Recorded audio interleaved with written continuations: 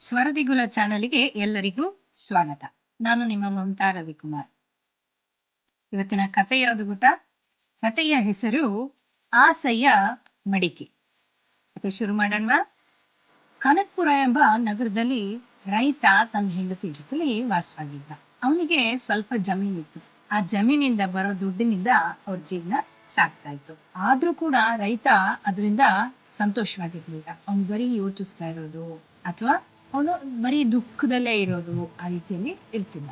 ಯಾಕೆ ಅಂದ್ರೆ ಅವನಿಗೆ ಅದೇನಿತ್ತು, ಜಮೀನು ಅಷ್ಟು ಸಾಲದು, ಅವನಿಗೆ ಶ್ರೀಮಂತ ಆಗ್ಬೇಕು ಅನ್ನೋ ಆಸೆ ಇತ್ತು. ಒಂದು ದಿನ ರೈತ ತನ್ನ ಜಮೀನಿನಲ್ಲಿ ಕೆಲಸ ಮುಗಿಸಿ ಮನೆಗೆ ವಾಪಸ್ ಬರ್ತಿರ್ಬೇಕಾದ್ರೆ ಅವನಿಗೆ ತುಂಬಾ ಸುಸ್ತಾಗಿತ್ತು.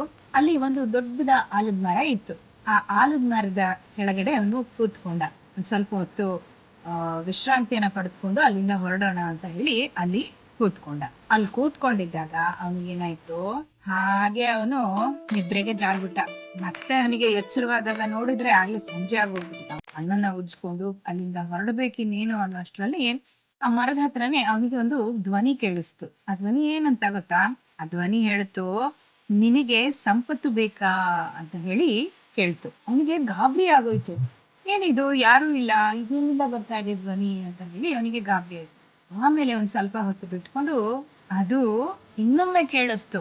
ಏನು, ಆ ಧ್ವನಿ ಇನ್ನೊಮ್ಮೆ ಕೇಳಿಸ್ತು, ನಿನಗೆ ಸಂಪತ್ತು ಬೇಕಾ ಅಂತ ಹೇಳಿ. ಅವಾಗ ಅವನ್ ಅನ್ಕೊಂಡ ರೈತ, ಓ, ದೇವ್ರು ನನ್ ಮೇಲೆ ಕರುಣೆ ತೋರಿಸಿ ದೇವ್ರೇ ನನ್ನನ್ ಕೇಳ್ತಾ ಇರ್ಬಹುದು ಅಂತ ಹೇಳಿ ಬೇಕು ಅಂತ ಹೇಳ್ದ ರೈತ. ಅದಕ್ಕೆ ಆ ಧ್ವನಿ ಹೇಳ್ತು, ನೀನು ನಿನ್ ಮನೆಗೆ ಹೋಗೋದಲ್ಲಿ ನಿನ್ ಮನೆ ಹತ್ರ ಚಿನ್ನದ ನಾಣ್ಯ ತುಂಬಿರೋ 7 ಮಡಕೆಗಳು ಇರುತ್ತೆ ಅಂತ ಹೇಳ್ತು ಆ ಧ್ವನಿ. ಅದಕ್ಕೆ ಆ ರೈತ ಸರಿ ಅಂತ ಹೇಳಿ ಅಲ್ಲಿ ಬೇಗನೆ ಮನೆ ಹತ್ರ ಹೋದ. ಮನೆ ಹತ್ರ ಹೋಗಿ ನೋಡಿದ್ರೆ ಅಲ್ಲಿ 7 ಮಡಕೆಗಳಿದ್ವು. ಅವನು, ಆ ರೈತ ತನ್ನ ಹೆಂಡತಿನ ಕರೆದ್ಬಿಟ್ಟು ತೋರಿಸ್ದ. ಓ, ಇಲ್ಲಿ 7 ಮಡಕೆ ಇದೆ ಅಂತ ಹೇಳಿ ಆ ಮುಚ್ಚಳವನ್ನ ತೆಗೆದು ನೋಡ್ಲಿಕ್ಕೆ ಶುರು ಮಾಡ್ದ. 6 ಮಡಕೆ ಪೂರ್ತಿಯಾಗಿ ಚಿನ್ನದ ನಾಣ್ಯ ತುಂಬಿತ್ತು. ಆದ್ರೆ ಆ 7ನೇ ಮಡಕೆ ಅರ್ಧ ಮಾತ್ರ ತುಂಬಿತ್ತು. ಇವ್ರೇನ್ ಮಾಡಿದ್ರು, ಆ 6 ಮಡಕೆ ತುಂಬಿದ್ಯಲ್ಲ ಅಂತ ಹೇಳಿ ಅವರು ಸಂತೋಷವಾಗ್ಲಿಲ್ಲ. ಇವ್ರಿಗೇನ್ ಅನ್ನಿಸ್ತು, ಇದ್ಯಾಕೆ ಅರ್ಧ ಇದೆ, ಈ 7ನೇ ಮಡಕೆ ಯಾಕೆ ಅರ್ಧ ಇದೆ, ಇದನ್ನ ಹೇಗಾದ್ರೂ ಮಾಡಿ ಪೂರ್ತಿ ಮಾಡ್ಬೇಕಲ್ಲ ಅಂತ ಹೇಳಿ ಆವತ್ತಿನಿಂದ ಅವರು ಗಂಡ ಹೆಂಡತಿ, ರೈತನ ಹೆಂಡತಿ ಮತ್ತು ರೈತ ಇಬ್ರು ಸೇರಿ ದುಡಿಲಿಕ್ಕೆ ಶುರು ಮಾಡಿದ್ರು. ದುಡಿದು ಬಂದಿರೋ ಹಣದಿಂದ ಚಿನ್ನದ ನಾಣ್ಯಗಳನ್ನ ತಗೊಂಡು ಆ ಮಡಕೆಯನ್ನ ತುಂಬಿಸ್ಲಿಕ್ಕೆ ಶುರು ಮಾಡಿದ್ರು. ಹಗಲು ರಾತ್ರಿ ಅನ್ಲಾರ್ದೆ ಅವರು ದುಡಿತಾ ಇದ್ರು. ಆ ದುಡಿದು ಬಂದಿರೋ ಹಣದಲ್ಲಿ ಆ ನಾಣ್ಯವನ್ನ ತಗೊಂಡು ಮಡಕೆಗೆ ಹಾಕೋದು. ಆ ರೀತಿಯಾಗಿ ಮಾಡ್ತಾರೆ. ಎಷ್ಟು ಚಿನ್ನದ ನಾಣ್ಯವನ್ನ ಹಾಕಿದ್ರು ಕೂಡ ಆ ಮಡಕೆ ತುಂಬಲೇ ಇಲ್ಲ. ಅವರು ಯೋಚಿಸ್ಲಿಕ್ಕೆ ಶುರು ಮಾಡಿದ್ರು, ಏನಪ್ಪಾ ಇದು, ಎಷ್ಟು ನಾವು ದುಡಿದು ಚಿನ್ನದ ನಾಣ್ಯ ತಗೊಂಡು ಮಡಕೆಗೆ ನಾಣ್ಯವನ್ನ ಹಾಕಿದ್ರು ಕೂಡ ಅದು ತುಂಬ್ತಾನೆ ಇಲ್ವಲ್ಲ ಅಂತ ಹೇಳಿ ಯೋಚಿಸೋದಕ್ಕೆ ಶುರು ಮಾಡಿದ್ರು. ಒಂದು ದಿನ ಒಬ್ಬ ಸಾಧು ಅವ್ರ ಮನೆಗೆ ಬಂದ. ಆ ಸಾಧು ಅವ್ರು ಯೋಚಿಸ್ತಾ ಇರೋದನ್ನ ನೋಡ್ಬಿಟ್ಟು ಅವ್ರಿಗೆ ಹೇಳ್ದ, ಯಾಕೆ 7ನೇ ಮಡಕೆ ತುಂಬಲಿಲ್ವಾ ಅಂತ ಹೇಳಿ ಕೇಳ್ದ. ರೈತನಿಗೆ ಆಶ್ಚರ್ಯ ಆಯ್ತು, ಇದೇನಿದು, ಇವ್ರಿಗೆ ಹೇಗ್ ಗೊತ್ತಾಯ್ತು ಅಂತ ಹೇಳಿ. ಅವಾಗ ಸಾಧು ಕೇಳ್ದ, ಓ, ನಿಮ್ಗೆ ಆಶ್ಚರ್ಯ ಆಗ್ತಿದ್ಯಾ, ನನಗೆ ಹೇಗ್ ಗೊತ್ತಾಯ್ತು ಅಂತ ಹೇಳಿ ಸಾಧು ಹೇಳ್ದ.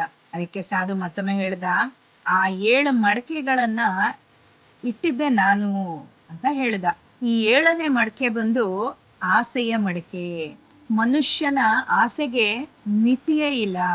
ಮನುಷ್ಯನ ಆಸೆ ಯಾವತ್ತಿಗೂ ಕೊನೆ ಇಲ್ಲ. ಹಾಗಾಗಿ ಆ ಆಸೆಯ ಮಡಕೆ ಯಾವತ್ತೂ ತುಂಬೋದಿಲ್ಲ ಅಂತ ಹೇಳ್ದ ಸಾಧು. ಅಂತ ಹೇಳಿ ಆ ಸಾಧು ಅಲ್ಲಿಂದ ಹೊರಟು ಹೋದ. ಆವಾಗ ಅವನ್ ತಪ್ಪು ಅವನಿಗೆ ಗೊತ್ತಾಯ್ತು. ಇಷ್ಟು ದಿನ ನಾವು ದುಡಿದ್ವಿ, ಆ ಸಮಯ ಎಲ್ಲ ವ್ಯರ್ಥ ಆಗೋಯ್ತು. ನಾವು ಆಸೆ ಅನ್ನೋದು ಒಂದು ಇರ್ಲಿಲ್ಲ ಅಂದಿದ್ರೆ ನಮ್ ಜೀವನ ತುಂಬಾ ಚೆನ್ನಾಗಿರ್ತಾ ಇತ್ತು ಇವಾಗ ಅಂತ ಹೇಳಿ ಅನ್ಕೊಂಡ. ಈ ಕಥೆಯಿಂದ ನೀವು ತಿಳ್ಕೊಳ್ಬೇಕಾಗಿರೋದೇನು ಅಂದ್ರೆ, ಆಸೆ ಇರ್ಬೇಕು ನಿಜ, ಆದ್ರೆ ಆ ಆಸೆಗೆ ಒಂದು ಮಿತಿ ಇರ್ಬೇಕು. ಆಸೆಗೆ ಮಿತಿ ಇಲ್ಲ ಅಂತ ಹೇಳಿದ್ರೆ ನಾವ್ ಯಾವತ್ತಿಗೂ ಕೂಡ ದುಡಿತಾ ಇರ್ತಿದೆ ಹೊರತು, ಆದ್ರೆ ನಾವು ಸುಖವಾಗಿರ್ಲಿಕ್ಕಾಗೋದಿಲ್ಲ. ಈ ಕಥೆ ನಿಮಗೆ ಇಷ್ಟ ಆಗಿದೆ ಅಲ್ವಾ? ಹಾಗಾದ್ರೆ ಈ ಕಥೆಯನ್ನ ಇನ್ನಷ್ಟು ಜನಕ್ಕೆ ಶೇರ್ ಮಾಡಿ ಹಾಗೂ ನಮ್ಮ ಚಾನೆಲ್ ಅನ್ನ ಸಬ್ಸ್ಕ್ರೈಬ್ ಮಾಡಿ. ನಮ್ಮ ಚಾನೆಲ್ ಸ್ವರದೇಗುಲ ಸ್ಟೋರಿ ಚಾನೆಲ್. ಧನ್ಯವಾದ.